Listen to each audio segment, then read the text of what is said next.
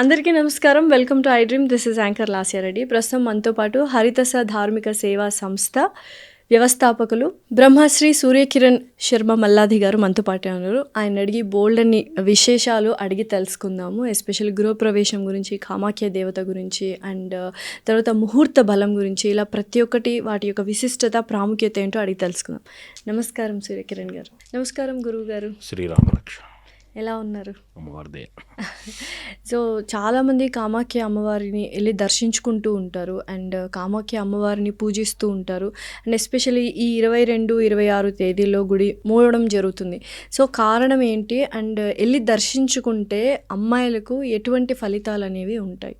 లలితా సహస్రనామాన్ని నిశితంగా పరిశీలిస్తే శ్రీమద్వాగ్భవకూటైక స్వరూపముఖ పంకజ కంఠాధక్కటి పర్యంతం మధ్యకూట స్వరూపిణి శక్తికూటైకతాపన్న కట్యదో భాగధారిణి అని అమ్మవారికి పేరు. అమ్మవారికి స్థూల స్వరూపముగా ఏదీ చెప్పబడలేదు, అంతా కూడా మంత్రస్వరూపంగా చెప్పారు.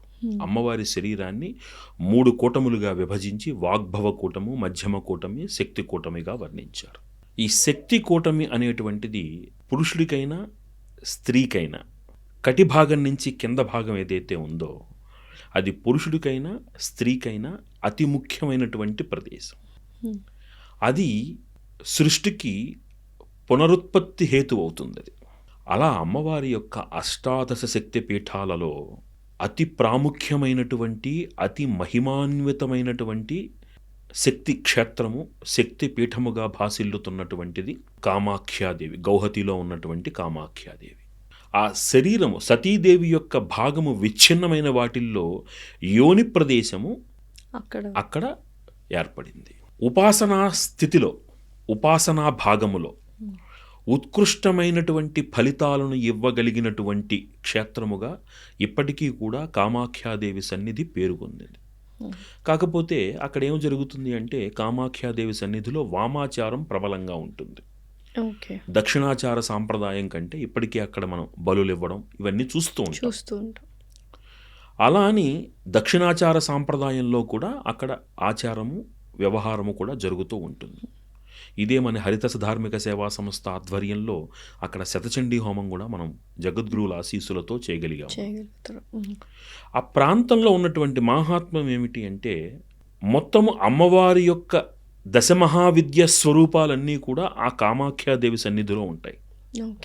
భగళాముఖి, లలితా మహాత్రిపుర సుందరీదేవి, తార, కాళీ, ఇట్లా అన్ని స్వరూపాలు కూడా ఆ చుట్టుపక్కల వెలసి ఉన్నాయి అక్కడ. వీటన్నింటికీ అధిదేవతగా అక్కడ మనకి అమ్మవారి యొక్క కామాఖ్యాదేవి మూల విగ్రహము. అక్కడ అమ్మవారికి రూపము లేదు, యోని భాగం మాత్రమే ఉంటుంది. దాని మీద వాళ్ళు వస్త్రం కప్పి జలధార పడుతూ ఉంటుంది. ఇది అమ్మవారి యొక్క ఆలయం గురించి. దీని పక్కనే బ్రహ్మపుత్ర నది ప్రవహిస్తూ ఉంటుంది. అది విశిష్టమైనటువంటి మహోత్తుంగమైనటువంటి ప్రవాహం కలిగినటువంటి నది. అసలే శక్తి ఆ కటిభాగము నుంచి కింద ఉన్నటువంటి ప్రాంతము మహోత్కృష్టమైనది అని మనకి తెలుస్తూనే ఉన్నది. మానవ జీవితంలోనే దాని ప్రాముఖ్యత ఎక్కువ.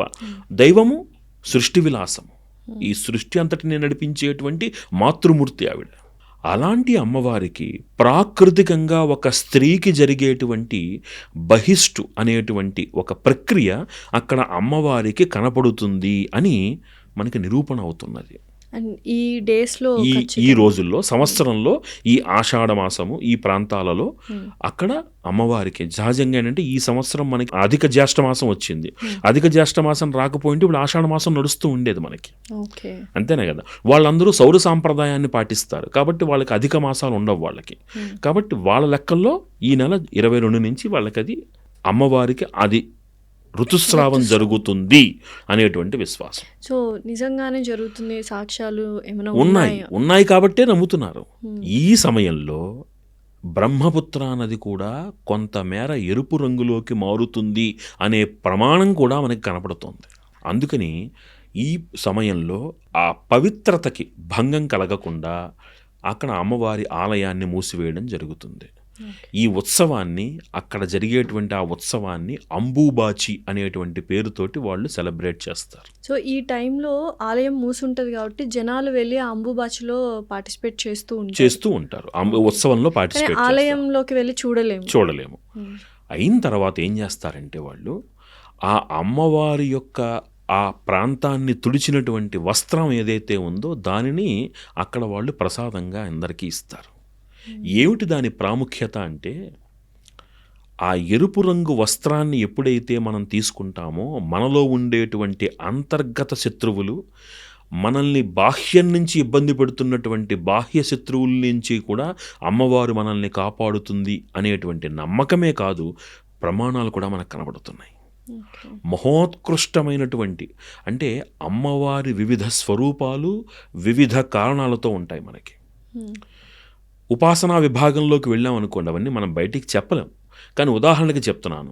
ఉపాసనా విభాగంలోకి వెళ్ళాం అనుకోండి, చిన్నమస్తాదేవి దశమహావిద్యలలో ఒక ఉత్కృష్టమైనటువంటి విద్య అమ్మవారిది. వజ్రవైరోచనీ దేవి అని కూడా పిలుస్తారు ఆవిడ్ని. ఆవిడ్ని ఉపాసన చేసినప్పుడు శత్రువులపై విజయం సాధించటం అనేది తథ్యము. బగళాముఖి అమ్మవారిని బ్రహ్మాస్త్ర విద్యగా చెప్పబడుతున్నది. అలాంటి అమ్మవారిని కొలిస్తే ఎలాంటి పరాజయం లేనటువంటి దాన్ని ఏమంటారు, అప్రతిహతమైనటువంటి విజయ పథంలో మనిషి దూసుకు వెళతాడు అని చెప్పబడుతున్నది. ఇవన్నీ కేవలము చెప్పబడుతున్నాయా అంటే సాధన చేసినటువంటి వాళ్ళకి ఫలితాలు కనబడుతున్నాయి. అలా ఈ అమ్మవారి యొక్క ఆ ఆలయంలో మనం చేసే అనుష్ఠానం కానీ, ఆ అమ్మవారిని చేసుకున్నటువంటి దర్శనం కానీ చాలా విధాలమైనటువంటి మానసికమైనటువంటి వేదనల నుంచి మనిషిని దూరం చేస్తుంది. అక్కడికి మనోవేదనతో వెళ్ళినటువంటి వాళ్ళు అక్కడి నుంచి వచ్చిన తర్వాత ఆనందంగా ఉన్నాము అని చెప్తున్న వాళ్ళు కొన్ని వేల మంది. అంటే ఏ వేదన, ఇప్పుడు మానసికంగా మనిషి వేదనగా ఉన్నాడు అంటే అర్థం ఏమిటి, అది ఏదో ఒక రకమైనటువంటి ఇబ్బంది పడుతుంది. ఆ ఇబ్బంది తొలగితేనే కదా వాడు ఆనందంగా ఉంటాడు. అంటే మానసిక వేదనతో వెళ్ళినటువంటి వాళ్ళు అమ్మవారి దర్శనం అయ్యి అమ్మవారి సేవ చేసుకున్న తర్వాత ఆనందంగా ఉండడం అనేది నిరూపణ అవుతున్నటువంటి సత్యం. సో అక్కడికి వెళ్ళి చూడడం కానీ వెళ్ళడం కానీ నియమాలు ఏమైనా ఉన్నాయా? ఇవి చెయ్యాలి అక్కడికి వెళ్ళాక, పూజలు కానీ? ఒక సాధకుడిగా వెళితే మీరు చేసుకునేటువంటి అనుష్ఠానాలు ఒకలా ఉంటాయి. ఒక భక్తుడిగా మీరు వెళ్ళి దర్శనం చేసుకుని వస్తే చాలు. మన స్థాయి ఏమిటో మనం తెలుసుకుంటే చాలు. మన సాధనా స్థాయిలో ఉన్నామా, భక్తుడి స్థాయిలో ఉన్నామా? నేను భక్తుడిని, నాకేంటి కోరిక, అమ్మవారికో చీర పెట్టుకోవాలి, అమ్మవారికో జాకెట్ పట్టు పెట్టుకోవాలి, ఒక పూలమాల ఇచ్చుకోవాలి, అయిపోయాయి అంతే. ఆ దర్శన ప్రభావం చేతనే అమ్మవారి ఫలితాన్ని ఇస్తున్నారు. ఈ టైంలో వెళ్తే ఇంకా ఎక్కువ లాభం పొందుతారన్నది ఏమైనా ఉందా, లేకపోతే ఏ టైం? ఏ సమయమైనా సరే అమ్మవారి క్షేత్రం మహిమాన్వితం, అందులో సందేహం లేదు. అందులో ముఖ్యంగా కామాఖ్యాదేవి మహామహిమాన్వితం. కామాఖ్యాదేవి, విజయవాడలో ఉన్నటువంటి దుర్గాదేవి, త్రిపురాంతకంలో ఉన్నటువంటి బాలా త్రిపుర సుందరీదేవి, వైష్ణోదేవి, వీరికి సమయాలతో పని లేదు. మైసూరు చాముండేశ్వరీదేవి, కంచి కామాక్షిదేవి, వీళ్ళకి సమయాలతో లేదు. ఎప్పుడూ సతతము వాళ్ళు ఎప్పుడూ శక్తి సంపన్నులే. వాళ్ళు ప్రత్యేకమైన కాలం అంటూ లేదు. వాళ్ళు మాతృస్వరూపాలు, ప్రాకృతికంగా ఏర్పడినటువంటి స్వరూపాలవి. ప్రతి ఒక్కరూ వెళ్ళి దర్శించుకోవచ్చు, చక్కగా చేసుకోవచ్చు. ఆడవాళ్ళు మగవాళ్ళు ఎటువంటి నియమాలు లేవు, పిల్లలతో సహా అందరూ వెళ్ళవచ్చు, వాళ్ళకి నియమాలు లేవు. అయితే అక్కడ ఉండేటువంటి వాతావరణము, విపరీతమైనటువంటి వర్షాలు ఈ సమయంలో మీరు వెళితే, తర్వాత మనలాగా కాదు. అక్కడ గౌహతి మీరు వెళ్ళారనుకోండి, తెల్లారికట్ట 3 గంటలకే తెల్లారిపోతుంది. మనకి ఇక్కడ 7:30, 8 ఎలా ఉంటుంది, అక్కడ 3:30 అలా ఉంటుంది. కాబట్టి అక్కడ ఉండే రద్దీ ఇవన్నీ దృష్టిలో పెట్టుకుని వయసు మీరినటువంటి వాళ్ళతో ఇప్పుడు కాకుండా అనుకూలమైన సమయంలో ప్రయాణం చేయండి. ఈ సమయంలో వెళ్ళగలిగిన వాళ్ళకి ఆ అంబుబాచి ప్రసాదం వస్త్రం ఇస్తారు, అది ఇంట్లో దేవుడి గదిలో పెట్టుకోండి చాలు, అంతా బాగుంటుంది. చాలా విశేషమైనటువంటి పర్వదినాలు. మరి ఈ జాతర టైంలో అమ్మవారిని దర్శించుకోలేం కదా, మరి అలా అప్పుడేలాగా? ఒక రోజు ఉండేటట్టుగా, అంటే ఎప్పటి నుంచి ఎప్పటిదాకా గుడి మూసేస్తారో మనకు తెలుసు కాబట్టి ఆ ముందు రోజో తర్వాత రోజు మనం వెళ్ళి దర్శనం చేసుకుంటే, అంటే దాని ఏమంటారు, ఆ రద్దీ, ఆ రష్ ఉంటుంది కదా, దాన్ని మనం తట్టుకోగలగాలి. అది ఎందుకంటే మన వల్ల కాదు, అంత విపరీతమైన రద్దీ ఉంటుంది. ఎందుకంటే ఆ ఈస్టర్న్ ఘాట్స్ ఆ ప్రాంతంలో ఉండేటువంటి వాళ్ళకి పరమ పూజ్యమైనటువంటి దేవాలయం. కాబట్టి మామూలుగా మనకి వెంకటేశ్వర స్వామి వారి బ్రహ్మోత్సవాలకే మనం వెళ్ళలేము. అలా బ్రహ్మోత్సవాలు మనకి ఎంత ఇంపార్టెంటో ఈ అంబుబాచి వాళ్ళకి అంత ఇంపార్టెంట్. ఎక్కడెక్కడి నుంచో వస్తారు జనాలు, ఒరిస్సా నుంచి, కలకత్తా నుంచి. ఎక్కువగా సంతాన సాఫల్యం కావాలనుకున్న వాళ్ళు ఒక్కటే కాదమ్మా, ప్రతి ఏ కోరికైనా సరే అమ్మవారి దగ్గర తీరుతుంది. నిస్సందేహంగా చెప్తున్నాను, అనుభవంతో చెప్తున్నాను. ఒక కోరిక అమ్మాయి వివాహం అని, చదువు, విద్య, మీరు ఏ మనస్సులో మీ ఏ వ్యాకులత ఉందో ఆ వ్యాకులత తీరిపోతుంది. సో డెఫినెట్లీ ప్రతి ఒక్కళ్ళు వెళ్ళి దర్శించుకోవాల్సినటువంటి వాళ్ళందరూ క్షేత్రం. వెళ్ళి దర్శించుకోవాలి. ఎంతమందిని నేను చూడలేదమ్మా, చిన్నపాటి అనారోగ్యంతో వెళ్ళి రాగానే నాకు ఆరోగ్యం బాగుందండి అన్నవాళ్ళు ఎంతమంది. అంతకంటే ఇంకా సో అందుకని ఆ క్షేత్రం ఏదో సాధారణమైనటువంటి క్షేత్రం కాదు అది. వెళ్తే శ్రద్ధగానే వెళ్ళాలి. కానీ ఒకటి మీరు ఇందాక అన్నారు, అక్కడికి వెళ్తే మనం పాటించాల్సిన నియమాలు ఏమిటి? కొన్ని క్షేత్రాలకు ఒక గొప్పతనం ఉంటుంది. అదేమిటి అంటే మీరు మనస్సులో అనుకున్న కోరిక నెరవేరడానికి వెళ్తున్నారు అక్కడికి. కాబట్టి ఏ విధమైనటువంటి అపభ్రంశపుట ఆలోచనలు చేయకండి. చాలామందిని చూశాను నేను, ఎవరో వీళ్ళని ఇబ్బంది పెడుతూ ఉంటారు, వాళ్ళకి ఏదో జరగాలన్న అనేటువంటి తపనతో వెళుతూ ఉంటారు. అలా చేయకండి. మంచిగా నేను బాగుండాలని కోరుకోండి అంతే. అంతే కదా. ఇప్పుడు వాళ్ళు, ఒక చాణుక్యుడు ఒక గొప్ప మాట చెప్తాడు, శత్రువుని జయించటము అంటే శత్రువుని సంహరించటం కాదు, ఆ శత్రువు నీకు మిత్రుడిగా మారినా నువ్వు గెలిచినట్టే. అంతేగా. ఏమో అమ్మవారి అనుగ్రహం ఉంటే ఈ రోజు నన్ను ఇబ్బంది పెడుతున్నవాడే రేపు నీ కాళ్ళ దగ్గరికి వచ్చి నన్ను కాపాడండి స్వామి అంటాడు వాడు. తెలియదు కదా. కాబట్టి ఎవరి చెడు మనం కోరుకోవద్దు, మనకు మంచి జరగాలి, నేను ఆనందంగా ఉండాలి, మనకు నచ్చిన వాళ్ళు, ప్రేమించిన వాళ్ళు ఆనందంగా ఉండాలి, ఇంతే మన కోరిక. అలా ఒక మంచి సత్సంకల్పంతో వెళ్ళండి, కోరిక తీరడం తథ్యం. అంత మహిమాన్విత క్షేత్రం. అయితే వెళ్ళినప్పుడు మటుకు కొత్తగా వెళ్ళేవారు ఎవరైనా ఉంటే అక్కడ బలి ఇచ్చే సాంప్రదాయం ఉంది. కాబట్టి దయచేసి కొంచెం అలాంటి సున్నితమైనటువంటి అంశాలు చూడకుండా దూరంగా ఉండి మీ పని మీరు చేసుకుంటారండి. ఎందుకంటే మనసు కొంచెం మనకి అలవాటు లేకపోతే మనసు వికలమైపోతుంది. ఎటువంటి బలిదానం అనేది జరుగుతూ ఉంటుంది? దున్నపోతుల్ని బలిస్తారు, మేకల్ని బలిస్తారు. అవన్నీ చూసి మనం తట్టుకోలేము, మనకు అలవాటు లేదు కదా ఇవన్నీ. అక్కడ అది సాంప్రదాయం, దాన్ని మనం ఖండించకూడదు. అది సాంప్రదాయాన్ని మనం గౌరవించాలి, మనం మన పని చేసుకుని వచ్చేయాలి అంతే. అనవసరమైనటువంటి మళ్ళీ ఏమవుతుందంటే అలాంటి అసందర్భ వాటిల్లో మనం తలదూర్చామనుకోండి, ముందు మనం వెళ్ళినటువంటి కోరిక మనం మర్చిపోతాం. అందుకని కొంచెం జాగ్రత్తగా, సునిశ్చితంగా కొన్ని వసతులు ఇస్తున్నారు. పెద్దవాళ్ళు వయోవృద్ధులు వెళ్ళారనుకోండి, టికెట్ డైరెక్ట్గా పంపించేస్తారు. యువకులు ఉన్నారనుకోండి, లైన్లో నుంచోవలసి వస్తుంది. అలా కొన్ని వసతులు ఉన్నాయి. సో అన్ని విధాలుగా మీకు ఆ గుడి ప్రాంగణంలోనే చక్కటి హోటల్స్ అవి ఉంటాయి. మీకు చక్కగా మీ ప్రయాణాన్ని ప్రణాళికబద్ధంగా చేసుకోండి. కానీ ఇంత హడావిడిగా అందరూ కలిసి చూసేయాలి, ఇదే టైంలో చూసేయాలి అనే నియమం ఏం లేదు. ఎప్పుడు వెళ్ళినా అమ్మవారు శక్తివంతురాలే. గురుగారు, ఇంకొకటి, ఇప్పుడు ఏ పూజలు జరిగినా మనము ఆలయాలకు వెళ్ళినా ప్రసాదంగా పులిహోర అనేది ఎక్కువగా ఇస్తూ ఉంటారు. పులిహోరకున్న ప్రాముఖ్యత ఏంటి? ఎందుకు పులిహోరనే ఇవ్వాలి? ఇప్పుడు మనం వరలక్ష్మి వ్రతం చేసుకున్న, ఏ పూజ చేసుకున్నా పులిహోర అనేది వచ్చిన వాళ్ళందరికీ, అతిథులందరికీ ఇస్తూ ఉంటారు. దాని ప్రాముఖ్యత ఏంటి? పులిహోరనే ఎందుకు ప్రసాదంగా ఇస్తుంటారు? మంచి ప్రశ్నే. పులిహోర ఒక్కటే కాకుండా చాలా చోట్ల మీరు గమనిస్తే వాయనం కింద శనగలు ఇస్తారు. పులిహోర శనగలు. ఇది హరిద్రాన్నైక రసిక హాకిని రూపధారిణి అని అమ్మవారికి పేరు. లలితా సహస్రం చదివితే అమ్మవారికి కొన్ని అన్నాలంటే ఇష్టం. అలాంటి వాటిలో హరిద్రాన్నైక రసిక, హరిద్రము అంటే పసుపు, పసుపుతో చేసినటువంటి అన్నానికి, పసుపుతో చేసినటువంటి వంట అంటే అమ్మవారికి చాలా ఇష్టం. శనగని తీసుకుంటే ఎలా ఉంటుంది? అది రెండు కలిసి ఒకటిగా ఉంటుంది, అవునా? అందుకని ఒక ముత్తైదువ అది పంచిపెట్టడంలో ఆంతర్యం ఏమిటంటే అన్యోన్య దాంపత్యము, ఆనందదాయకమైనటువంటి కుటుంబ జీవితము అందులో ప్రాధాన్యత.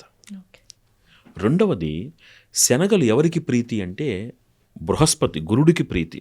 దత్తాత్రేయుల వారికి అత్యంత ప్రీతిపాత్రమైనటువంటి నివేదన శనగలు. అంటే గురువు యొక్క అనుగ్రహము, గురుగ్రహము యొక్క అనుగ్రహము, అదేవిధంగా అన్యోన్య దాంపత్యము, అందరూ కలిసి ఉన్నటువంటి కుటుంబ జీవితము, ఇవన్నిటికీ కూడా కారణం ఏమిటి అంటే శనగలు. అంటే ఆ పదార్థము ఆ రీతిలో తయారైంది. కాబట్టి ఒక ముత్తైదు ఏం కోరుకుంటుంది? తన భర్త, పిల్లలు, అత్త, మామ అందరూ బాగుంటారు, అందుకని వాళ్ళకి అది ఇస్తారు. ఇక పులిహోర ఇవ్వడంలో ఆంతర్యం ఏమిటి అంటే ఇందులో రెండు సైన్సులు చూడాలి మీరు. పులిహోరకి ఉన్నటువంటి గొప్పతనం ఏంటంటే దాంట్లో మీరు వేసినటువంటి పదార్థము పాడవ్వకుండా చేస్తారు దాన్ని. మీరు మామూలు అన్నం వండారనుకోండి, సాయంకాలానికి పాడైపోతుంది, ఇంక ఏ వస్తువు చేసినా పాడైపోతుంది. ఒక్క పులిహోర మటుకు 3 రోజులు ఉంటుంది. ఎందుకని? ఆ పులిహోరలో ఉన్నటువంటి ఇంగ్రీడియంట్స్ని తీసుకుంటే ఒక్కొక్క దాంట్లోనూ ఒక్కొక్క విశిష్టత ఉంది. శనగలు, శనగపప్పు, చింతపండు, ఏమండి, పసుపు, అన్నం, everything has got its own nutritions values.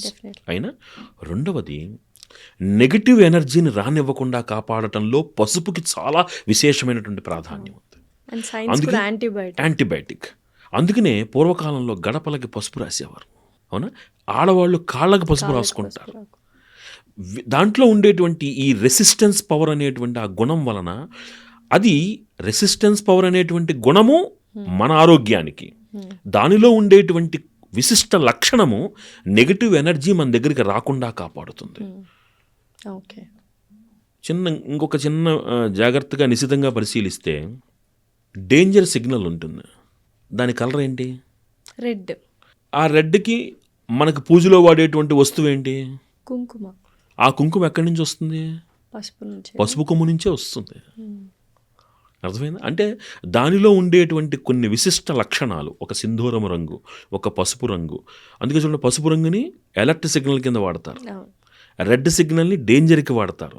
వాటిలో ఉండేటువంటి వేవ్ లెంత్ వలన నెగిటివ్ ఎనర్జీ మన దగ్గరికి రాకుండా ఉంటుంది. అందుకంటే ఆంజనేయ స్వామి భక్తులు సింధూరం పెట్టుకుంటారు, అమ్మవారి భక్తులు కుంకం పెట్టుకుంటారు, పసుపు రాసుకుంటారు. ఇవన్నీ దేనికి అంటే నెగిటివ్ ఎనర్జీస్ మన దగ్గరికి రానివ్వకుండా కాపాడుతుంది. మీ ఇంటికి వచ్చేటువంటి వాళ్ళ ఆలోచనలు ఏముంటాయి మీకు తెలుసా? తెలియదు కదా. మిమ్మల్ని చూసి మెచ్చుకునే వాళ్ళు ఒకళ్ళైతే అసూయ చెందేవాళ్ళు ఒకళ్ళు. వాళ్ళ ఏ ఆలోచన మిమ్మల్ని ఇబ్బంది పెట్టకుండా ఈ పులిహార అనేటువంటి నివేదన ద్వారా ఆ నెగిటివ్ ఎనర్జీని మనం కట్టడి చేయడానికి ఉపయోగపడుతుంది. ఒకటే రీజను. రెండు, అమ్మవారికి ఇష్టమైన నివేదనలలో పులిహోర అత్యంత ప్రాముఖ్యమైనది. మూడు, ఏ బ్యాక్టీరియా అంటకుండా ఆరోగ్యంగా మన ఇంటికి రావచ్చు. So science and tradition negative ఎనర్జీని దూరం చాలా ఉంది. సి, అందుకనే సనాతన ధర్మము అది ఒక మతము కాదు. In every step of your life మీరు వేసే ప్రతి అడుగులోనూ ఒక సైన్స్ ఉంది. అఫ్కోర్స్ ఈనాటి కాలానికి ఆ సైన్స్ చాదస్తం అనిపిస్తోంది ఏమో, ఇప్పుడు అలా అనిపిస్తోంది. రేపు పొద్దున వాళ్ళు నిజం తెలుసుకుంటారు. మళ్ళీ ఓల్డ్ ఈజ్ గోల్డ్ లాగా పాత పద్ధతులే అనుసరిస్తున్నారు. స్టైల్ దగ్గర నుంచి, ఓల్డ్ ఫ్యాషన్ దగ్గర నుంచి ఇప్పుడు కొత్త విధానాలు ఎలా అయితే అలవరిస్తున్నారో పాత పద్ధతులే ఇప్పుడు అలవాటు చేసుకోవడం కూడా. ఎందుకంటే దేని గురించి అంటే మీ ఆరోగ్యం. I will tell you one thing. మొన్న నాకు ఫ్రెండ్ ఒక అతను అమెరికా నుంచి నాకు ఒక వీడియో పంపించాడు. ఒక బేకరీలో ఫెర్మెంటెడ్ కర్డ్ రైస్ అంటే పులిసినటువంటి పెరుగన్నాన్ని $10కో $8కో పెట్టి అమ్ముతున్నారు వాళ్ళు. మీ పూర్వం రోజుల్లో మీ నాన్నగారు, మీ నాన్నగారు నాన్నగారు వాళ్ళు ఏం తినేవారు? ఉదయం పూట తర్వాణి అన్నం తినేవారు, అంతేనా? రాత్రి పులియబెట్టినటువంటి దాని అన్నాన్ని పొద్దున్న ఆవకాయ కలుపుకుని తింటే రోజు మొత్తంలో ఎక్కడైనా వాళ్ళకి ఏదైనా అనారోగ్యం ఉందా? మనం మన చేజేతుల మన ఆహారపు అలవాట్లతోటి, జీవన విధానంతో మన ఆరోగ్యాలు పాడు చేసుకుంటాం. సో ఈ నాటి కాలంలో ఏదైనా ఒక పండగ వచ్చింది అంటే పులిహోర మర్చిపోయాం మనం, బిర్యానీను ఫ్రైడ్ రైస్లకు వెళ్ళిపోతున్నాం మనం. బట్ దీంట్లో ఉన్నటువంటి ఆహారం, చింతపండు తిన్న వ్యక్తికి అజీర్తి అనేటువంటి రోగం రాదు. దాంట్లో కొన్ని ఇంగ్రీడియంట్స్లో కావలసినంత మ్యాగ్నీషియం ఉంటుంది మీకు. దట్ ఇంక్రీజెస్ యువర్ ఎపటైట్, మీ ఆకలి పెంచుతుంది. ఇవన్నీ దాంట్లో ఉండే లక్షణాలు. ఏదో ఒక ట్రెడిషన్కి ఖచ్చితంగా సైన్స్ అనేది ముడిపడి ఉంటుంది. అది ఆరోగ్యానికి సంబంధించి. ఇంకొక 2 నెలల్లో మీకు వినాయక చవితి వస్తుంది. వినాయక చవితి నాడు ఉండ్రాళ్ళు తింటారు మీరు. ఏమిటిది? బికాస్ మీకు వర్షాకాలం, ఉడకబెట్టిన ఆహారాలు తినాలి, వేయించిన పదార్థాలు తక్కువ తినండి. ఎంత సైన్స్ ఉంది దాంట్లో. So our tradition is not meant for superstitious approach. ఒక చాదస్తపు పోకడతో వెళ్ళడానికి కాదు. చాదస్తము ఉంది అంటే అది వ్యక్తిగతం, అది. కానీ అందులో ఉన్న సాంప్రదాయం వెనకున్న రహస్యం మనల్ని ప్రకృతికి అనుసంధానం చేస్తుంది. ఇట్స్ నాట్ సూపర్స్టిషియస్, మూఢనమ్మకాలు కానే కాదు. అది ప్రకృతిని మనకు అనుసంధానం చేస్తుంది. వర్షం పడుతోంది, నేను ఉడికించిన ఆహారం తింటే నేను జ్వరం వస్తుందా? నాకు రాదు. అప్పుడు నా జీవనశైలి ఎంత సాఫీగా వెళుతుంది. లేకపోతే ఖచ్చితంగా జ్వరం వస్తుంది, వారం రోజులు మందులు తీసుకోవాలి, పడుకోవాలి, బాడీ కూడా ప్రాబ్లమేటిక్ అయిపోతుంది అలా. సో అంత సైన్స్ ఉంది. సో పులిహార, ఈ శనగలు అనేటువంటి దాంట్లో ఇంత రహస్యం దాగి ఉంది. సో నెక్స్ట్ ఈ మధ్య కాలంలో పెళ్ళిళ్ళన్నీ చూస్తున్నాము. ముహూర్త బలం అనేది ఎంత విశిష్టమైనదో అందరికీ తెలుసు, ప్రాముఖ్యత చెందిందో తెలుసు. అయితే ఫోటోగ్రాఫర్స్, వీడియోగ్రాఫర్స్ ముహూర్తం టైంకి కాకుండా బెల్లం జీలకర్ర పెట్టడం దగ్గర నుంచి తాళి కట్టడం వరకు వాళ్ళు ఎలా చెప్తే అలా పోజులు ఇచ్చుకుంటూ తాళి కట్టడం, పోజులు ఇచ్చుకుంటూ బెల్లం జీలకర్ర పెట్టడం అనేది చాలా చూస్తున్నాం. దీనివల్ల ఎటువంటి ప్రాబ్లమ్స్ ఉంటాయి? అసలు ఆ ముహూర్తానికి ఉన్న బలం కానీ, విశిష్టత కానీ, ప్రాముఖ్యత ఎందుకు రోజు రోజుకి తగ్గిపోతుంది? అలా అయితే ఏంటి పరిస్థితి?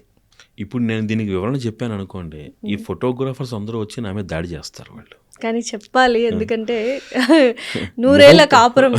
అసలు ముహూర్తం పెట్టేది ఎందుకు? ఆ ముహూర్త బలానికి, ఆ ముహూర్త సమయానికి ఒకరినొకరు చూసుకుని, ఒకరి కళ్ళల్లోకి ఒకళ్ళు చూసుకుని, మనకి తాళి కట్టడం ముహూర్తం కాదు, జీలకర్ర బెల్లం పెట్టడమే ముహూర్తం. ఆ పెట్టే సమయంలోనే తెరచాటు పక్కకి తీసి ఒకళ్ళొకళ్ళలోకి ఒకళ్ళు చూసుకోవాలి. వీళ్ళు ఇంకా తెరచాటు తీయను కూడా తీయరు, ఫోటోగ్రాఫర్లు ఎంటర్ అవుతారు. ఒకసారి ఇటు చూడండి అంటారు. ఆవిడ ఎవడు చూస్తుంది? ఆవిడ ఫోటోగ్రాఫర్ని. పెళ్ళైన తర్వాత ఇంక వాళ్ళ మీద ఒకరికి ఆసక్తే ఉంటుంది ఇంక అక్కడ. సో బెల్లం జీలకర్ర పెట్టడమే ఒకరినొకరు చూసుకోవడం, ఆ కంటి కలయిక, కంటి ద్వారా శక్తి ప్రసరణ జరుగుతుంది. ఇక్కడ నుంచి ఆ బెల్లం జీలకర్ర కూడా ఒక విశిష్టత ఉంది. బెల్లం జీలకర్ర అక్కడ పెట్టడంలో అది ఎంత గట్టిగా బంధం అది ఏర్పడుతుందో, అది మీ సహస్రారం మీద ఎప్పుడైతే పడిందో, ఈ చేతిలో ఉండేటువంటి ఎనర్జీ అటు, ఆ చేతిలో ఉండేటువంటి ఎనర్జీ ఇటు పాస్ అయ్యి ఒకళ్ళకొకళ్ళకి ఆ అనుబంధం ఏర్పడుతుంది. ఇది శక్తి క్షేత్రం. లలితా సహస్రనామాన్ని చదివితే సహస్రారాంబుజారూఢ సుధా సారాభివర్షిణి అని అమ్మవారికి పేరు. ఇది మనకున్నటువంటి 7 చక్రాలలో ఇది సహస్రార చక్రం. అక్కడ ఉన్నటువంటి అమ్మవారు అమృత బృందువుల్ని స్రవింపచేస్తోంది అని మనకి దాని అర్థం. దానికి మరి ఈనాటి కాలానికి ప్రమాణం లేకుండా ఎవరో నమ్మరు కదా. 1985లో లండన్ శాస్త్రవేత్తలు ఒక విశిష్టమైనటువంటి ఒక గుణాన్ని కనుక్కున్నారు. ఏమిటి అంటే, ఒక నిర్దిష్టమైనటువంటి ఒక ఆకారంలో మీరు కూర్చుని, మీరు ఒక మంత్రోచ్చాటన కనుక విశేషంగా చేస్తూ, అమ్మవారి ధ్యానం కానీ ఏదైనా మీకు నచ్చినటువంటిది ధ్యానం చేస్తూ ఉంటే, మీ ధ్యాన ఫలితం వలన ఈ సహస్రారం నుంచి ఒక 90 degrees, ఈ ఆజ్ఞా చక్రానికి సహస్రారానికి ఒక 90 degrees పెర్పెండిక్యులర్ కోణంలో ఒక రకమైనటువంటి ద్రవం స్రవిస్తోంది, ఒక లిక్విడ్ ఆరిజినేట్ అవుతోంది. ఆ లిక్విడ్ని క్యాన్సర్ కణాలు ఉన్నటువంటి ఎలక మీద ప్రయోగిస్తే అది యాంటీడోట్గా పనిచేసింది దానికి. అంటే మీరు చేస్తున్నటువంటి అమ్మవారి అనుష్ఠానము, మీలో కలిగిస్తున్నటువంటి, మీలో సృజింపచేస్తున్నటువంటి ఆ ద్రవము మిమ్మల్ని శక్తివంతంగా మారుస్తోంది. సెల్స్ ఏవైనా రిపేర్ కూడా అయ్యే ఛాన్సెస్ కదా ఉన్నాయి. ఇంకొకటి దీనికి కంటిన్యూస్గా అదే ఎగ్జాంపుల్ చెప్తాను. ఎయిమ్స్ 2009 మే నెలలో సండే టైమ్స్, తేదీ నాకు గుర్తులేదు, ఎవరైనా లైబ్రరీకి వెళ్ళగలిగితే మే, జూన్ ఆ ప్రాంతాలలో సండే టైమ్స్లో ఒక ఆర్టికల్ వచ్చింది. ఎడిషన్లో, సండే ఎడిషన్లో ఒక ఆర్టికల్ వచ్చింది. ఎయిమ్స్లో ఉన్నటువంటి ఒక వ్యక్తి, ఒక lady, she was డయాగ్నైజ్డ్ with brain tumour. ఏమండి, ఆ బ్రెయిన్ ట్యూమర్ ఆవిడని బాధిస్తున్న సమయంలో కొంతకాలం నేను రోగులకు సేవ చేసి 6 నెలలు టైం ఇచ్చారు ఆవిడకి. నేను దాటిపోదామన్న ఉద్దేశంతో ఆవిడ ఎయిమ్స్లో జాయిన్ అయ్యి యోగా ప్రాక్టీస్ చేస్తూ, నిరంతరము కూడా మెడిటేషన్ చేస్తూ ఆవిడ అక్కడ సేవ చేయడం ప్రారంభించింది. Even today she is alive. ఏం జరుగుంటుంది గురుగారు? లోపల ఉన్నటువంటి బ్రెయిన్, ఆ ట్యూమర్ కరిగిపోయింది. ఆ ధ్యానం అనేటువంటి గొప్ప ప్రక్రియ వలన, మంత్రోచ్చాటన అనేటువంటి గొప్ప ప్రక్రియ వలన ఆ ట్యూమర్ కరిగిపోయింది. ఆ ట్యూమర్కి ఆ శక్తి ఉన్నది. కరిగిపోయే శక్తి ట్యూమర్కి ఉన్నది, కరిగించే శక్తి ధ్యానానికి ఉన్నది. It's not a joke. అందుకని ఈ సహస్రారం ఏదైతే అంత శక్తివంతమైనదో అక్కడే మీ చేత జీలకర్ర బెల్లం పెట్టిస్తున్నారు. అది చేతిలో పెట్టచ్చుగా, నోట్లో పెట్టచ్చుగా, ఎందుకు సహస్రారం మీదే పెట్టిస్తున్నారు? అంత శక్తివంతమైనది అక్కడ ఒక మనిషిని ఇంకొక మనిషిని కనెక్ట్ చేసేటువంటి ఒక ప్రక్రియ అన్నమాట. ఒక గురువు తన శిష్యుడికి శక్తిపాతం ఇవ్వడానికి ఇదే సహస్రారం మీద చేయి పెడతాడు. అందుకని ఎవరిని పడితే వాళ్ళని చేయి పెట్టనివ్వకూడదు తల మీద. చాలా డేంజర్. మనకున్నటువంటి ఎనర్జీని వాళ్ళు లాగేసుకుంటారు. అందుకనే అక్కడ ఏం జరుగుతుంది, వాళ్ళిద్దరి మధ్యన ఒక కనెక్టివిటీని ఏర్పరుస్తున్నారు. ఆ కనెక్టివిటీని సహస్రారం ద్వారా ఏర్పాటు చేస్తున్నారు. సహస్రారం ద్వారా ఏర్పాటైనటువంటి కనెక్టివిటీ కళ్ళ ద్వారా అటాచ్మెంట్లోకి వెళ్తుంది. అందుకనే ఎంత సిస్టమేటిక్గా చెప్పారు, అంతవరకు ఒకళ్ళనొకళ్ళు చూసుకోకూడదు, ముహూర్త సమయానికి మాత్రమే చూసుకునేటట్టుగా, జీవితాంతం కలిసి ఉండేటట్టుగా. ఎంత అద్భుతమైన ప్రక్రియ. ముహూర్త బలం. ఆ ముహూర్త బలం కూడా మన వాళ్ళు శాస్త్రం ఎంత చక్కగా చెప్పింది. రాత్రిపూట వివాహ ముహూర్తాలు పెట్టమని చెప్పింది. వివాహానికి, గృహప్రవేశానికి రాత్రిపూట పెట్టమని చెప్పింది. ఎందుకని? చంద్రబలం అధికంగా ఉంటుంది. ఎప్పుడైతే చంద్రబలం ముహూర్తంలో అధికంగా ఉంటుందో మనస్సు నిర్మలంగా ఉంటుంది. పెళ్లిళ్ళకి గృహప్రవేశాలకి చంద్రబలం బాగుండేటట్టుగా ముహూర్తాలు పెట్టమన్నారు. మనమేమో ఇప్పుడు మధ్యాహ్నం 11:30కి మన కంఫర్టబుల్ అందరూ వచ్చి భోజనాలు చేసి నాకు రెండో ఖర్చు లేకుండా ఇలా ఆలోచిస్తున్నాం మనం. కానీ ఒకప్పుడు ముహూర్తాలు చంద్రబలం తెల్లవారుజామున ముహూర్తాలు ఎందుకు పెట్టేవారు అంటే, ఎక్కడైతే చంద్రబలం అధికంగా ఉందో ఒకళ్ళనొకళ్ళు అర్థం చేసుకుని అన్యోన్యంగా ఉంటారు. ఇతను కోప్పడినా ఆమె ఎక్కువ. అందుకని పూర్వకాలంలో మగవాళ్ళు ఎంత కోప్పడినా ఆడవాళ్ళు ఓర్చుకునేవాళ్ళు, ఆడవాళ్ళు ఎంత కోప్పడినా మగవాళ్ళు అంతే సరదాగా తీసుకునేవాళ్ళు. ఇప్పుడంటే చిన్న మాట అంటే పౌరుషాలు వచ్చేస్తాయి. ఇవన్నీ పాటించట్లేదు కాబట్టి ఇప్పుడు ఇవన్నీ వస్తుంది. సో దీని పర్యవసానం మనం చూస్తున్నాం మనం. కాబట్టి ఎన్ని లక్షల కోట్లు ఖర్చు పెట్టి మీరు పెళ్ళిళ్ళు చేస్తున్నా అంతిమంగా దాని యొక్క లక్ష్యం ఏమిటి అంటే వాళ్ళిద్దరూ అన్యోన్యంగా ఉండడం. అంతే కదా? సో ఆ మెమరీస్ ఉండాలి అంటే మీరు ఖచ్చితంగా అన్యోన్యంగా ఉంటే ఆ మెమరీస్ కి విలువ, ఆ ఫోటోలకి విలువ. అంతే కదా? లేకపోతే ఏమవుతుంది, ఈ రోజు ఫోటో తీసుకుంటాం, రేపు పొద్దున మళ్ళీ ఇంకోటితో తీసుకోవాల్సి వస్తుంది. ఎందుకు వచ్చింది ఆ కర్మ? ఇప్పుడేదో డైరెక్ట్ గా ప్రశాంతంగా చేసుకోవడం బెటర్. చక్కగా ఫోటోగ్రాఫర్ని ఒక క్షణం నియంత్రించండి. ఫోటోగ్రాఫర్లు మీ జీవితంలో ఈ ఫోటోలు అనేటువంటివి ఎంత మెమరబుల్ అంటే ఒక 5 ఏళ్ళలో 6 ఏళ్ళలో వాటి విలువ ఉంటుంది. తర్వాత మీరు మామూలుగా జీవన స్రవంతిలో పడిపోతారు, పిల్లలని కాపురం అని చనిపోతారు. కానీ మిమ్మల్ని అలా నడిపించేటువంటి ఆ బలం ముహూర్తానికి ఉంది కాబట్టి ముహూర్తాన్ని నిర్లక్ష్యం చేయకండి. ప్రొసీజర్స్ని విలువిచ్చి కాపాడుకోండి. సో ఇది చూసిన వాళ్ళు డెఫినెట్లీ ఇప్పటి నుంచైనా పెళ్ళిళ్ళలో ముహూర్త బలము అండ్ ఈ ప్రొసీజర్స్ డైరెక్ట్గా డెఫినెట్గా పాటించాలి. అన్యోన్యంగా ఉండండి ఫస్ట్, అంతకుమించి ఏం అక్కర్లా. గురుగారు, ఇప్పుడు గృహప్రవేశాలు చాలామంది చేసుకుంటూ ఉన్నారు అండ్ ఇందులో ప్రధానమైన కన్ఫ్యూజన్ ఏంటి అంటే, ఇప్పుడు భార్యాభర్త గృహప్రవేశం చేయాలా లేకపోతే భర్తకు సంబంధించిన అమ్మ నాన్న అంటే అత్తామామ చేయాలా, పూజలు కానీ అక్కడ వ్రతాలు కానీ అండ్ గృహప్రవేశం కానీ ఎవరు చేయాలి, పెద్దవాళ్ళు ఇంట్లో ఉన్న పెద్దవాళ్ళు చేయాలా, ఈ భార్యాభర్త చేయాలా అనేది చాలా సందిగ్ధంలో ఉన్న ప్రశ్న. నిజంగానే. సో ఏం చేయాలంటారు? ఒక ఇల్లు మీరు కొంటున్నారనుకోండి, ఆ ఇంటికి సంబంధించినటువంటి ద్వారము కానీ అయ్యము కానీ సింహద్వారం కానీ లేకపోతే మిగిలినటువంటి చాలా అంశాలు ఆ ఇల్లు ఎవరి పేరు మీద ఉన్నది అనేది చూసి అక్కడ వాస్తు సిద్ధాంతి మీకు ఒక ప్లాన్ ఇవ్వడం కానీ ఆ వాస్తు ప్రకారం ఇల్లు కట్టడం కానీ జరుగుతుంది. సహజంగా గృహప్రవేశ ముహూర్తం అనేటువంటిది జన్మ నక్షత్రాన్ని బట్టి కాక నామ నక్షత్రాన్ని బట్టి పెడతారు. ఎందుకు? ఇప్పుడు నా పేరు సూర్యకిరణ్, నన్ను ఇంట్లో మా నాన్నగారు మా అమ్మగారు మిగతా వాళ్ళందరూ సూర్యకిరణ్ గారు, కిరణ్ ఏదో పిలుస్తారు. నన్ను ఎంత ఆ పేరుతో ఆ ఇంట్లో పిలుస్తూ ఉంటే ఆ ఇంటికి నాకు అంత బలం పెరుగుతూ ఉంటుంది. అందుకని ఆ బలం పెరగడం కోసం నామనక్షత్రంతో పెట్టేటువంటిది గృహప్రవేశ ముహూర్తం. ఏమండి?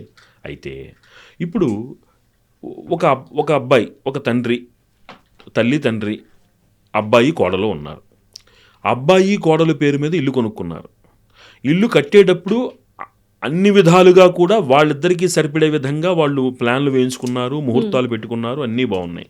ఇప్పుడు తండ్రి అక్కడ చేయడం వలన ఆ ముహూర్తం కానీ లేకపోతే ఆ వాస్తు కానీ అతనికి పడదనుకోండి, ఆ ఇంట్లో శోభ ఎలా జరుగుతుంది?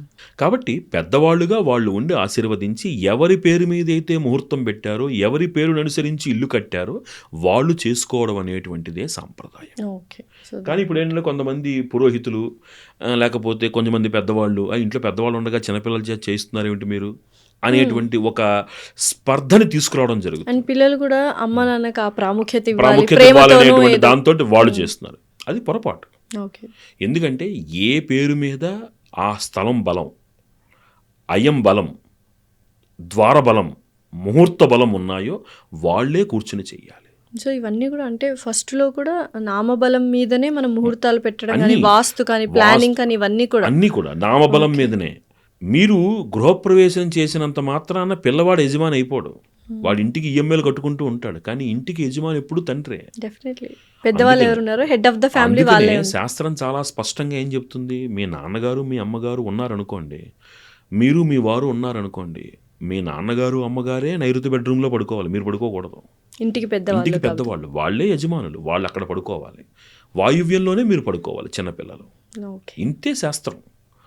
మిగతా అన్నీ కూడా శాస్త్ర ప్రమాణం అనుసరించి ఎవరి పేరు మీద అయితే మొదటి నుంచి అంతా కట్టారో వాళ్ళే చేయడము ఇంటికి శ్రేయస్కరము, ఇంట్లో వాళ్ళకి శ్రేయస్కరం. సో ఇంకా ఈ గృహప్రవేశానికి సంబంధించి ఎటువంటివి తెలిసి తెలియక చేసిన మిస్టేక్స్ కామన్గా ఏం చేస్తున్నారు? సహజంగా ఏమిటి అంటే గృహప్రవేశ ముహూర్తాలు కూడా ఇప్పుడు సూర్యబలం ప్రాముఖ్యంగా ఉదయం పూట పెట్టేస్తున్నారు, రాత్రి పూట పెట్టండి. ఓకే. కొన్ని ఉన్నాయి నియమాలు ఉన్నాయి, హస్త నక్షత్రంలో గృహప్రవేశం చేయకూడదని కొన్ని నియమాలు ఉన్నాయి మనకి. అలా శాస్త్రాన్ని అనుసరించి చంద్రబలం ప్రాముఖ్యంగా ఉన్నప్పుడు గృహప్రవేశం చేసుకోండి. ఒక్కొక్క ప్రాంతంలో ఒక్కొక్క పద్ధతి, మా గురువులు నేర్పిన పద్ధతి మాది, అలా ఉన్నాయి ప్రాంతాల పద్ధతులు. పూజ మీరు సాయంకాలం చేసేసుకుని నెక్స్ట్ డే కావాలంటే సత్యనారాయణ అతిథుల్ని వ్రతం పిలవచ్చు. తర్వాత రోజు ఉదయం మీరు అతిథులందరికీ భోజనం పెట్టండి, తప్పేం లేదు. సత్యనారాయణ వ్రతం కూడా నెక్స్ట్ డే నెక్స్ట్ డే ఉదయమే చేసుకుంటాం. గృహప్రవేశం మాత్రం ఆ చంద్రబలం ఉన్నప్పుడు రాత్రిపూట ముహూర్తం ముహూర్తం చేసుకోవడం చేయడం అనేది సర్వశ్రేయస్కరమైనటువంటి విధానం అది. ఎప్పుడైనా చంద్రబలం ఎంత బలంగా ఉంటే మనస్సు అంత అనుకూలంగా ఉంటుంది, అది చాలా ప్రాముఖ్యత. చేయకూడని పొరపాట్లు ఏమిటి అంటే అదే ఈ ముహూర్త విషయాలలో ఇవి లోటుపాట్లు.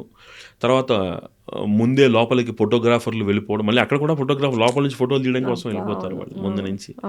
మరి ముందు వాళ్ళు వెళ్ళిపోతే ఇంక యజమానికి విలువే ఉంటుంది అసలు గృహప్రవేశానికి అసలు అది program sanctity for that. Definitely. అవునా? సో ఇవన్నీ కొంచెం నియంత్రించండి, ఆర్భాటాలకు వెళ్ళకండి. ఫోటోలు పెర్మనెంట్ కాదు, మంత్రము మంత్ర బలము ఆ సమయంలో జరుగుతున్నటువంటి ఆ విధి చాలా ముఖ్యం. చాలామంది ఇంకోటి ఏం చేస్తారంటే పొరపాటు, ఇల్లు పూర్తిగా తయారైపోయిన తర్వాత గృహప్రవేశం చేస్తున్నారు. అవును, ఇంటీరియర్ వర్క్స్తో పాటు అన్నీ అయిపోయిన తర్వాత చేస్తున్నారు. అలా చేయకూడదు. ప్రాథమిక దశలోనే మీకు కొన్ని వసతులు ఏర్పడిన వెంటనే గృహప్రవేశం చేసుకుని తర్వాత మళ్ళీ మీరు ఇంట్లోకి వెళ్ళేటప్పుడు పుణ్యాహవచనం చేసుకుని అప్పుడు వెళ్ళాలి.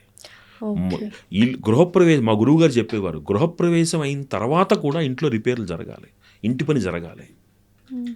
అంతా అయిపోయింది, ఇగో ఈరోజు గృహప్రవేశం రేపు సామాన్లు మార్చేసుకుంటున్నాం అంటే అలా కుదరదు, అది పొరపాటు కిందే లెక్క.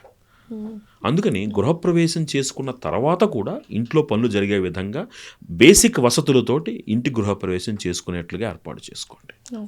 మళ్ళీ నియమాలకు అనుగుణంగా మీరు ఆవుని వాటి అవన్నీ ఇంట్లోకి ఇప్పుడు తీసుకురాలేము, అపార్ట్మెంట్లు కాబట్టి కనీసం ఎంత వీలైతే అంత కనీసం సాంప్రదాయబద్ధంగా చేసుకునే ప్రయత్నం చేయండి. ఆ ముహూర్త బలం యొక్క గొప్పతనం ఏమిటంటే ఏ నామనక్షత్రంతో మీకు ముహూర్తం పెట్టారో ఆ పేరుతోటి ఎంత మీరు ఆ ఇంట్లో పిలవబడతారో ఆ ఇంట్లో మీకు అంత వృద్ధి కలుగుతుంది, మీ ద్వారా మీ కుటుంబానికి వృద్ధి కలుగుతుంది. అండ్ నెక్స్ట్ చండీ హోమం ఈ మధ్య చాలామంది చేయించుకుంటున్నారు. దాని యొక్క విశిష్టత ఏంటి, ప్రాముఖ్యత ఏంటి? చండీ హోమం ఎవరెవరు చేయించుకోవాలి, అసలు ఎక్కడ చేయించుకోవాలి, ఏ టైంలో చేయించుకోవాలి? చెడీ కోపయతీతి చండీ అంటే అధర్మం ప్రబలినప్పుడు అమ్మవారికి కలిగేటువంటి క్రోధస్వరూపము చండి. చండి అనగానే అందరిలో ఒక భయం ఏర్పడుతుంది, బాబాయ్ క్రోధస్వరూపం అమ్మవారి కోపంగా ఉంటుంది అని. ఒక చిన్నపిల్లవాడు ఏదైనా చెయ్యకూడని పని చేశాడు అనుకోండి, వెంటనే అమ్మ వెళ్ళి వెనకాల వాడు వీపు మీద ఒక దెబ్బ వేస్తుంది. అంత మాత్రాన్న అమ్మ ఆ బిడ్డకి శత్రువా? కాదు. అదేవిధంగా అధర్మం ప్రబలినప్పుడు అమ్మవారికి కలిగేటువంటి కోపస్వరూపము చండి, అది అధర్మం వరకే. ఆ అధర్మము మళ్ళీ ధర్మ మార్గంలో పడగానే అమ్మవారు మనల్ని దగ్గరికి తీసుకుంటుంది. ఆవిడ కలౌ చండీ వినాయక అని శాస్త్రం. కలియుగమునందు విశిష్టమైనటువంటి ఆరాధనా స్వరూపాలు ఏమిటి అంటే వినాయకుడు, చండీ. ఈ వినాయకుడికి ఉన్నటువంటి మహత్తరమైన శక్తి ఏమిటి అంటే సౌభాగ్యప్రదమైనటువంటి స్వరూపము వినాయకుడు, ఆకర్షణ స్వరూపము వినాయకుడు. అయితే ఆకర్షణ అనేటువంటి దాంట్లో ఎవరు పడితే వాళ్ళు మళ్ళీ మన దగ్గరికి వచ్చి మనల్ని ఇబ్బంది పెట్టకుండా మనల్ని నియంత్రించి నడిపేటువంటిది చండి. సో ఇప్పుడైతే ఖచ్చితంగా అది చాలా ఇంపార్టెంట్ ఇప్పుడున్న సిచ్యువేషన్స్లో. మనకి ధర్మశాస్త్రం ఏం చెప్తుంది అంటే ఎంత పుణ్యం చేసిన వాడికైనా సరే కలి ప్రభావం ఎలా అంటుతుంది వాడిని అంటే ఆకర్షణ అంటుంది. అద్భుతమైనటువంటి సత్కార్యాలు చేస్తున్నాడు కదా వీడు. అయినా కానీ వీడికి ఏదో ఒక లోపం ఎందుకుంది అని అనగానే అక్కడ ఆకర్షణ ఏదో ఉంటుంది, ధనమో ఇంకోటో ఏదో ఉంటుంది అక్కడ. ఆ, అలా వీటన్నింటినీ కూడా నియంత్రించి మనల్ని ఉత్తమ మార్గంలో నడిపించగలిగినటువంటి దేవతా స్వరూపాలు కలియుగములో ఎవరు అంటే వినాయకుడు, దుర్గాదేవి. ఆ దుర్గాదేవికి ఉన్నటువంటి మరొక పేరు చండీదేవి. అసలు ఏమిటి ఈ ఇద్దరినే ఎందుకు కొలవాలి, అది కూడా ఇంపార్టెంటే కదా. కలియుగంలో నవగ్రహముల యందు ఛాయాగ్రహములైనటువంటి రాహుకేతువుల యొక్క ప్రభావము భూమండలం మీద అధికంగా ఉంటుంది. ఇప్పుడు సమాజంలో మీరు జాగ్రత్తగా గమనిస్తే అనవసరమైనటువంటి వైరాగ్యాలు, లేదంటే విపరీతమైనటువంటి జల్సా, అంతేనా? సమాజం ఇలాగే నడుస్తుంది. Definitely emotional imbalances emotional. దానికి కారకుడు ఎవరు? కేతు ఏమ్మా. ఇక రాహు విపరీతమైనటువంటి కోపం, విపరీతమైనటువంటి మనిషిలో ఒక రకమైనటువంటి మాత్సర్యం. నాకు తెలీదా, నువ్వు చెప్పాలా? అవునా? మనకి పూర్వం ఒక సామెత ఉండేది, నోరు మంచిదైతే ఊరు మంచిదవుతుందని. అంతేనా? ఏమ్మా బాగున్నావా అని నేను అడిగాను అనుకో, బాగున్నానండి అన్నా. ఏం బాగున్నావా అంటే బాగానే ఉన్నా అంటే నా ప్రశ్నని బట్టి మీ ఉత్తరం. అంతేనా కదా? అలా మన మాటలో ఒక రకమైనటువంటి పదును ఏర్పరిచి నేను అనేటువంటి అహంభావాన్ని నాకు కలిగించేటువంటి ప్రయత్నము ఒక గ్రహం, రాహుగ్రహం చేస్తే, ఆ రాహుగ్రహం యొక్క ప్రతికూలత మనల్ని బాధించకుండా రాహుగ్రహానికి అధిపతి అయినటువంటి చండీ పరదేవత మనల్ని కాపాడుతూ ఉంటుంది. అలా అని రాహుగ్రహం చెడ్డదా? కాదు సుమా. రాహుగ్రహం యొక్క అనుగ్రహం లేకపోతే మీకు అఖండ రాజయోగము సిద్ధించటం అసాధ్యం. అంటే ప్రతి గ్రహానికి వాటి ధర్మాలు నిర్వర్తిస్తాయి అవి. ఆ రాహుగ్రహానికి ఉన్నటువంటి చిన్న ప్రతికూలత మనల్ని ఇబ్బంది పెట్టకుండా ఆ సమయంలో మనం చేయించుకునేటువంటి ఆ అమ్మవారి యొక్క ఆరాధన మనకి విశేషమైనటువంటి ఫలితాన్ని ఇస్తుంది. ఇది ఎందుకు ఉపయోగపడుతుంది అంటే మానవీయ సంబంధాలు బాగుండడానికి ఉపయోగపడుతుంది. అంతేనా? నేను మీ మంచిని కోరుకుని, మీరు నా మంచిని కోరుకుని, మనం వేరే వాళ్ళ మంచిని కోరుకుంటూ ఉంటే అందరూ బాగుంటారు కదా. డెఫినెట్లీ. సో అందుకు చండీ హోమం అనేది చేసుకో, ఇది ప్రాతిపదిక. అయితే దుర్గాదేవిని కొలవడానికి, చండీదేవిని కొలవడానికి చండీ హోమం ఒక్కటే మార్గమా అనే ప్రశ్న ఉత్పన్నం అవుతుంది. చండీ అనేటువంటిది ఒక మాలామంత్రంగా చెప్పబడుతోంది. మార్కండేయ పురాణంలో ఒక అంతర్భాగంగా సురధుడు అనేటువంటి మహారాజు చెప్పబడినటువంటి ఒక వృత్తాంతము. సమాధి అనేటువంటి ఒక వైశ్యుడు, వాళ్ళకి జరిగినటువంటి ఆ సంభాషణ, అమ్మవారి యొక్క ప్రాముఖ్యత, అమ్మవారు సంహరించినటువంటి మధుకైటవ సంహారము, మహిషాసుర సంహారము, చండముండులని, శుంభ నిశుంభుల్ని సంహరించి రక్తబీజుల్ని సంహరించినటువంటి వృత్తాంతాన్ని 700 శ్లోకాలుగా మనకి చెప్పబడింది. దానికి అమ్మవారికి ఉపాంగాలుగా కొన్ని, అంటే పూర్వాంగము, ఉత్తరాంగం, అంటే చండీ సప్తశతితో పాటుగా ఇంకొన్ని చెయ్యాలి మనం. ఆ చేసే నేపథ్యంలో ఒక విశిష్టమైనటువంటి ఒక స్తోత్రాన్ని పారాయణ చేస్తాం. దాని పేరు అర్గళా స్తోత్రం. అర్గళము అంటే అర్థం ఏమిటంటే గడియ, అంటే లాక్ అన్నమాట. అంటే ఏదైనా ఒక వ్యవహారము లాక్ అవుతూ ఉంటే దాన్ని అన్లాక్ చేసేటువంటి శక్తి అర్గళా స్తోత్రానికి ఉంటుంది. అలా అమ్మవారి యొక్క విశిష్టమైనటువంటి నామాలని, అమ్మవారి యొక్క నామాన్ని మంత్రముగా మార్చి మార్కండేయ మహాముని మనకు అందించినటువంటిది సప్తశతి అంటారు. మనం సప్తశతి అంటాం. నార్త్ ఇండియాలో దీన్ని చండీ అంటారు. కొన్ని చోట్ల దీన్ని దేవీ మాహాత్మ్యము అని కూడా పిలుస్తారు. దీనికి 3 పేర్లు ఉన్నాయి. సహజంగా అమ్మవారికి అష్టమి చాలా విశేషమైనటువంటి తిథి. మనకి ఒక ప్రమాణం ఉంది. శుక్లపక్ష అష్టమి ఈశ్వరారాధనకి, బహుళపక్ష అష్టమి అమ్మవారి ఆరాధనకు ప్రీతికరం. అలాగే మంగళవారము, అలాగే పౌర్ణమి తిథి, తర్వాత త్రయోదశి తిథి, ఇలా కొన్ని తిథులు అమ్మవారు మనకి సప్తశతిలో చెప్పబడింది. సంవత్సరానికి ఒకసారి ఆశ్వయుజ మాసంలో, అలా కొన్ని మాసాలు 4 నవరాత్రులు వస్తాయి మనకి. మాఘ నవరాత్రులు, వసంత నవరాత్రులు, ఆషాఢ నవరాత్రులు, శరన్నవరాత్రులు. మాఘ నవరాత్రుల్ని శ్యామలా నవరాత్రులని, గుప్త నవరాత్రులని పిలుస్తారు. వసంత నవరాత్రుల యందు లలితా మహాత్రిపుర సుందరీ దేవిని కొలుస్తాం మనం. అలాగే ఆషాఢ నవరాత్రులు వారాహి నవరాత్రులుగా ప్రసిద్ధి. దానిని కూడా గుప్త నవరాత్రులు అంటారు. ఎవరు పడితే వాళ్ళు చేయకూడదు. ఓకే. శరన్నవరాత్రుల్లో మళ్ళీ అమ్మవారిని లలితా మహాత్రిపుర సుందరదేవిని కొలుస్తాం. ఈ నవరాత్రి సమయంలో మనం చండీ హోమం చేయడం అనేటువంటిది అత్యంత శుభప్రదం. ఓకే. ఇప్పుడు చండీ హోమం అనేటువంటిది సర్వసాధారణం అయిపోయింది నిజానికి. అందరూ ఎవరు పడితే వాళ్ళు చండీ అనేస్తున్నారు వాళ్ళు.